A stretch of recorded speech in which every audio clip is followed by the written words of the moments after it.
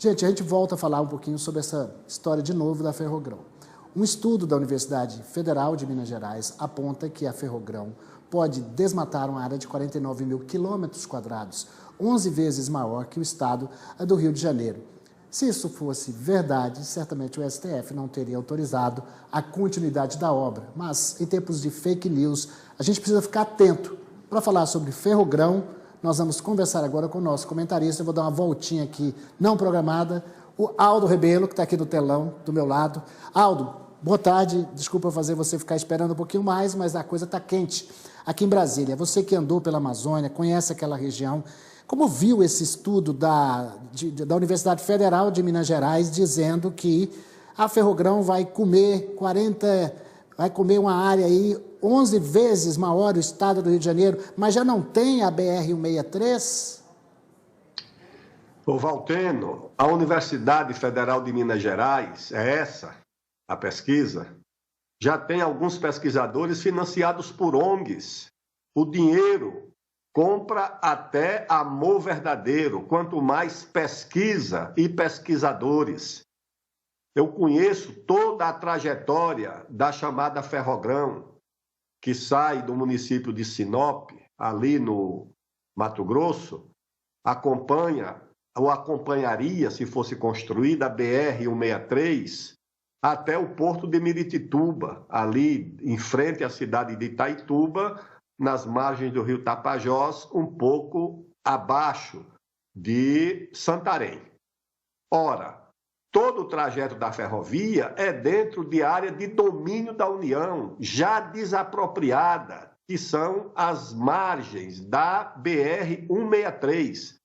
Ou seja, a Ferrogrão não atravessaria nenhuma área nova, com exceção de um pequeno trecho que estaria dentro de um parque nacional, que é o Parque Nacional do Rio Jamanchim, já lá em cima, e esse parque, que tem 1 milhão de hectares, teria 0,0 qualquer coisa por cento, 800 hectares subtraídos para que a ferrovia pudesse passar até chegar ao porto de Miritituba. Em compensação, segundo a lei que foi aprovada no governo do presidente Temer, em troca desses 800 hectares que sairiam do Parque do Jamanchim, seriam acrescentados 50 ou 51 mil novos hectares ao Parque do Tapajós, do Rio Tapajós.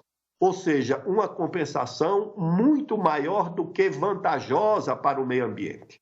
O problema é que o Brasil está condenado a ser tutelado e comprado, inclusive as consciências acadêmicas, por ONGs, tá certo? Pelo dinheiro internacional que quer paralisar o nosso país.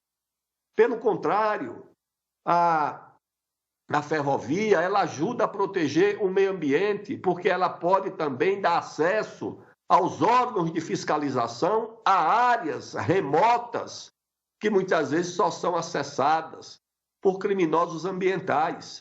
O problema é que o Estado não tem dinheiro, o dinheiro do Estado não é para financiar o desenvolvimento, e o dinheiro disponível dessas fundações norte-americanas, europeias, ou desse movimento tipo Fundo Amazônia, é só para financiar pesquisas contra o desenvolvimento do Brasil, da Amazônia e do Centro-Oeste. Por quê? Porque os Estados Unidos, que já não suportam a concorrência da China no Pacífico e na Ásia, não suportariam a concorrência de uma China desenvolvida no seu hemisfério na América do Sul. Esse é que é o problema. Não é meio ambiente que está em jogo, é o congelamento do poder mundial. Já há uma grande disputa no mundo entre americanos e chineses por conta de microchips, de 5G, de tecnologia. Você imagina o Brasil também se tiver o futuro de desenvolvimento. O Brasil não seria uma nova Suíça, uma nova Bélgica, uma nova Holanda. O Brasil seria uma nova China. E isso os seus concorrentes americanos e europeus não querem. E por isso financiam ONGs e pesquisas acadêmicas para condenar o Brasil ao imobilismo e ao subdesenvolvimento. É isso que explica esse tipo de pesquisa, que naturalmente contradiz tudo aquilo que já foi feito. Você acha que a Ferrogrão seria feita sem qualquer estudo de impacto ambiental? Não, isso é coisa encomendada por ONGs para impedir o desenvolvimento do Brasil.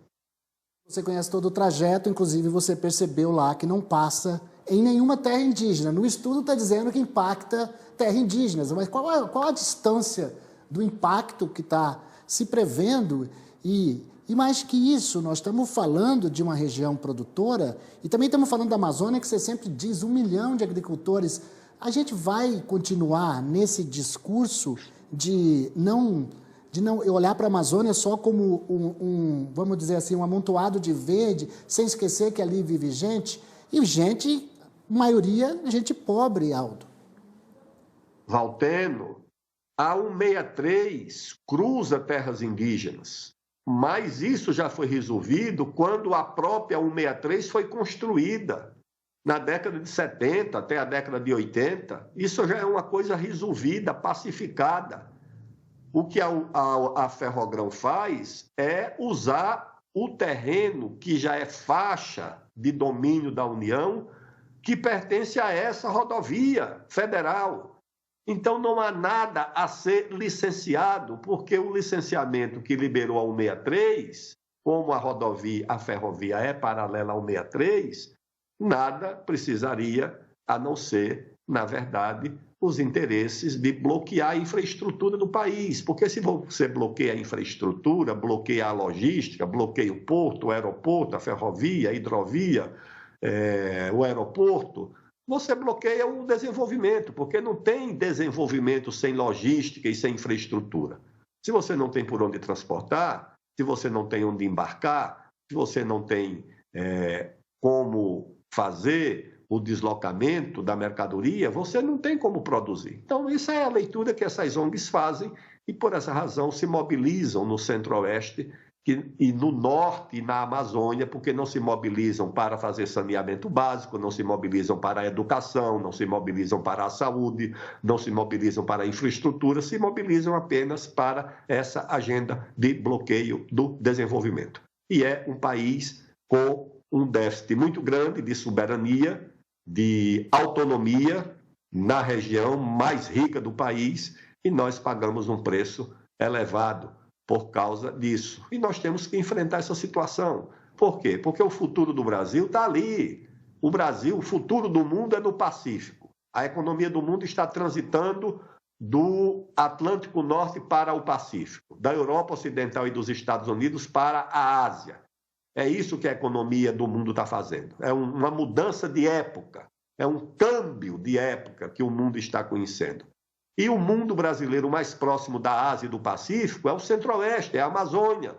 É ali, são esses estados que se ligam com o Pacífico, que são o Mato Grosso do Sul, Mato Grosso, Rondônia, o Acre, o Pará, e com o Caribe, que é o estado de Roraima. Por essa razão é que essas ONGs se concentram exatamente nesses estados estruturadores da economia do futuro. A economia de São Paulo cresceu 5% nos últimos 20 anos. A economia do Mato Grosso, as exportações, aliás, cresceram 139%. O Mato Grosso sozinho foi responsável por 45% do saldo da balança comercial do Brasil nos primeiros 3 meses desse ano. Por essa razão, é esse futuro que tem que ser bloqueado. É o futuro que aponta o Brasil para a conexão com o Pacífico e com a Ásia. Daí o desespero das ONGs que representam esses interesses internacionais que, infelizmente, predominam no Brasil nessa agenda do meio ambiente. Belo, muito obrigado pela sua participação. Ficamos aqui de olho atento, até porque o Supremo já liberou isso.